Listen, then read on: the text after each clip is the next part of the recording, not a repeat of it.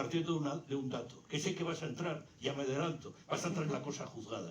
Y por tanto, bueno, como vas a entrar en la cosa juzgada, pues ya me adelanto en ello, ¿no? Adelante, por tanto. Claro, es que si no entramos en la cosa juzgada, el laudo es un contrato. Pero el laudo no es un contrato, es mucho más. Se parece mucho a una sentencia, equivale a una sentencia porque vale lo mismo. Es distinto, pero vale lo mismo. Vale lo mismo porque produce efecto de cosa juzgada.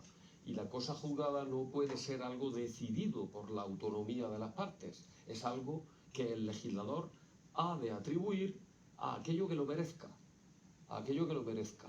No a cualquier cosa se le puede otorgar efecto de cosa juzgada, ni siquiera por el legislador. Esto es un poco controvertido, porque la sentencia del Tribunal Constitucional, en fin, yo me refiero siempre a la de 15 de marzo, a la 65 de 2021, porque creo que es la que por la calidad de su ponente mejor y más claramente expresa la nueva doctrina del Constitucional. Pero en esta dice que el procedimiento arbitral es de pura configuración legal, como si no hubiera un mínimo constitucionalmente exigible al legislador de arbitraje, ¿no? Y aquí es donde viene mi duda y donde se inserta el problema de la motivación, sin duda alguna. Yo quería decir muy brevemente algo sobre lo que yo no sé si habéis reparado lo suficiente en el mundo del arbitraje, que habéis celebrado mucho esta nueva doctrina del Tribunal Constitucional, y que creo que debería de preocuparos al menos en un aspecto, y es que si realmente desgajamos el procedimiento arbitral del artículo 24 de la Constitución, de la Ley de Enjuiciamiento Civil, claro que sí, hay que desgajarlo, esa es la clave. La Ley de Enjuiciamiento Civil va por allá, y el procedimiento arbitral es un procedimiento distinto, mucho más flexible, disponible por las partes cuando ya están en el procedimiento, etc. Pero si lo desgajamos del todo del artículo 24, José Carlos, el control judicial sobre el laudo se va a desplazar al control judicial de la sumisión a arbitraje, porque va a ser un acto muy grave.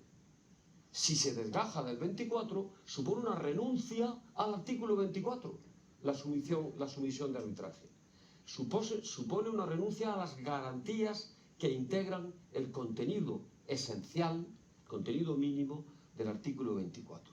Y por tanto, es muy dudoso que fuera válida esa renuncia cuando es previa a la controversia. Una vez surgida la controversia, se puede pactar todo, pero previa a la controversia, en condiciones generales, una cláusula de sumisión que comporte dejar fuera el artículo 24, ojo con eso. Si se consolida esta doctrina, yo os puedo asegurar que el control judicial va a posarse sobre la sumisión. Yo no estoy de acuerdo con esa doctrina. Sí, pero está claramente, el tribunal ha dicho que el artículo 24 no se proyecta, pero es decir, lo que hay que distinguir es una cosa es la tutela judicial efectiva y otra cosa es la tutela arbitral efectiva. Y entonces el arbitraje tiene sus mecanismos propios de defensa para llegar, digamos, a esta tutela. El artículo 24 es muy claro, es decir, que los árbitros tienen que digamos, ser respetuosos con el principio de igualdad, con el principio de audiencia y con el principio de contradicción. Ahí está. Si se violan estos principios, y no tiene por qué ir, yo creo que ir al tema del orden público, no tiene por qué siempre ir al orden público constitucional, sino que hay ahí, digamos, el tema de indefensión, el párrafo segundo del párrafo B del artículo primero del artículo de 40, ¿no?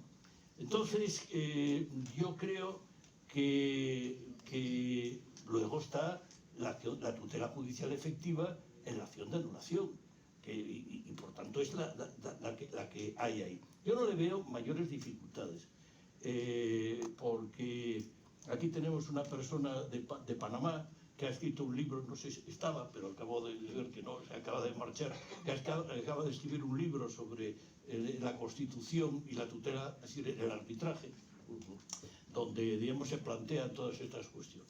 Bueno, yo discrepo, pero yo creo que hay suficientes garantías. Yo no sé lo que opina María José sobre este tema. Bueno, muchas gracias, José Carlos.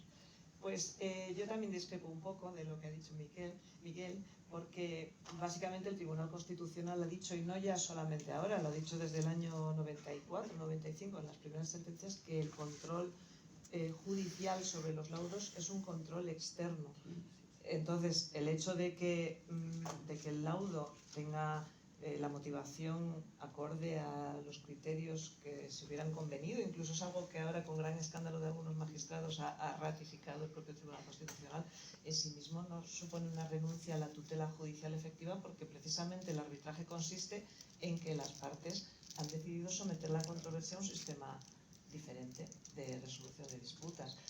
Claro, si cuestionamos eso, si decimos, pero es que esto tiene que ser absolutamente idéntico a un procedimiento judicial para que no sea una renuncia al artículo 24 de la Constitución, claro, caería todo de raíz. Yo en eso no creo que se pueda ser tan maximalista como eso parece indicar. El Tribunal Constitucional efectivamente ahora ha dictado estas sentencias, son muy esclarecedoras, aún quedan algunos elementos que se mantienen difíciles de aplicar, y yo comprendo perfectamente las dificultades de los TSJs para aplicarlos, porque por una parte dice que el control debe ser solamente externo y formal, habla expresamente de defectos formales, pero luego todos sabemos que hay una referencia al orden público en la ley de arbitraje, y ese orden público no hay ninguna razón para entender que no incluya el orden público material, con lo cual cuando se entra en el orden público material, los criterios que se marcan en la jurisprudencia desde hace muchísimos años en el Tribunal Supremo y la del Tribunal Constitucional son criterios genéricos de los principios fundamentales del Estado, etcétera, etcétera, que luego cuando hay que aterrizarlos resulta complicado buscarle cuál es el perímetro. Las sentencias del Tribunal Constitucional del año pasado, la 17-2021, la 65-2021, hacen unas referencias a varias categorías de las cuales, pues, al final acaba diciendo, por concretar, pues el laudo se puede anular cuando no cumple las garantías procesales, tal, cuando carece de motivación, es arbitraria, etcétera, que en alguna jurisprudencia se califica eso como defecto procesal, no defecto material. Eso habría que entrar a lo mejor en la distinción entre motivación y motivos, que en la doctrina administrativista existe como distinción. Y también dice contraria también es sobre cuestiones no sometidas al arbitraje, etcétera, que es una categoría un poco híbrida, pero dice o contrario a normas imperativas, y esa parte de la contrariedad a las normas imperativas ha dejado abierta una espita en cuanto a eso que significa en relación con el orden público material, porque ahí no se dice que tengan que ser normas imperativas procesales, por mucho que el Tribunal Constitucional se refiera a un control externo y solo formal, también hay control de fondo, de orden material. Y ahí precisamente el voto particular de la sentencia que antes mencionabais del 4 de abril, la sentencia 50-2022, que es un voto particular del magistrado Xiol Ríos, es muy interesante porque él dice normas imperativas, cualquier infracción de una norma legal imperativa no es contraria al orden público, no puede serlo, porque es que y para mí la clave de esto viene en algo que también el Tribunal Constitucional ha dicho en algunos otros incisos de sus sentencias, por ejemplo está en la 45-2020, y es que en el fondo lo relevante para decidir si es orden público o no son dos criterios que son, dice, puede decirse que el orden público comprende los derechos fundamentales y las libertades garantizados por la Constitución, así como otros principios esenciales indisponibles para el legislador por exigencia constitucional o de la aplicación de principios admitidos internacionalmente. Claro, que sean indisponibles para el legislador no significa que sean indisponibles para las partes, es indisponibles para el legislador por exigencia constitucional o de los tratados internacionales, significa que el legislador no puede legislar en contra, por eso son de orden público, no puede derogar una norma y sustituirla por otra diferente, eso sería contrario al orden público. Pero es que, bueno, por poner un ejemplo del ámbito societario, pues cuando se decía que no cabía en la ley de sociedades, que no cabía romper la proporcionalidad entre el capital y el voto, y de repente se deroga esa norma y la proporcionalidad entre el capital y el voto en la nueva ley de sociedades de capital, si se puede alterar, evidentemente eso no es de orden público. Si fuera de orden público, el legislador no habría podido cambiarlo. Es un grado superior a lo que sería la mera imperatividad. Para mí, creo que eso es un criterio que debe examinarse, y hasta ahora el Tribunal Constitucional no ha entrado a aclarar cuál era la referencia a esas normas imperativas. Yo creo que eso mejor que no entre, que puede ser muy peligroso.